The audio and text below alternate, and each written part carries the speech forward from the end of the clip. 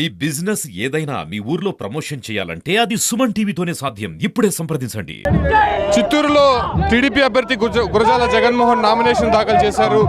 మనం చూడొచ్చు, నిజంగా పెద్ద సంఖ్యలో ఆయన అభిమానులు, కార్యకర్తలంతా కూడా చిత్తూరు నగర వీధుల్లో ఆయన నామినేషన్ కోసం వెనక నడిచినటువంటి పరిస్థితి.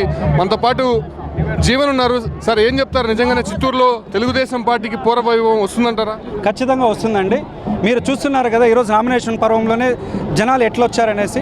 అది జగన్మోహన్ గారి పైన ఉన్న నమ్మకం, చంద్రబాబు నాయుడు గారి పైన ఉన్న నమ్మకం, లోకేష్ బాబు గారి పైన ఉన్న నమ్మకం జనాలకి మరింత రెట్టింపు చేయడానికే ఈ నామినేషన్ పర్వం జరుగుతోందండి. ప్రత్యర్థిని ఎలా ఎదుర్కోబోతున్నారు? ఆయన గ్రౌండ్ లెవెల్లో ఉంది, నాకు జగన్మోహన్ రెడ్డి ఆశీస్సులు ఉంది, చిత్తూరులో మళ్ళీ వైసీపీనే అధికారం చేపట్టబోతుందనే ధీమా వ్యక్తం చేస్తున్నారు. ఏం చెప్తారు?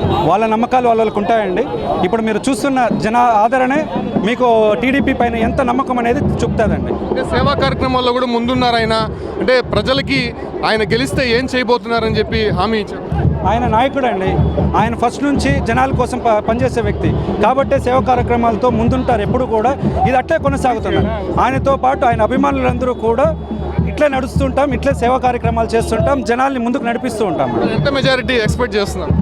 మెజారిటీ కౌంట్ చెప్పను కానీ చాలా మంచి మెజారిటీతో చిత్తూరులో టీడీపీ ఫ్లాగ్ ఎగరేస్తామండి. చంద్రబాబు గారిని రాష్ట్ర ముఖ్యమంత్రిగా చూసేంతవరకు మేము కష్టపడుతూనే ఉంటామండి. సో చిత్తూరులో తెలుగుదేశం పార్టీకి పూర్వవైభవం తెప్పించే విధంగా కూడా గురజాల జగన్మోహన్ తోడ్పాటును అందిస్తారు. గడిచినటువంటి కొన్ని రోజులుగా కూడా ఆయన ప్రజల మధ్య ఉన్నారు.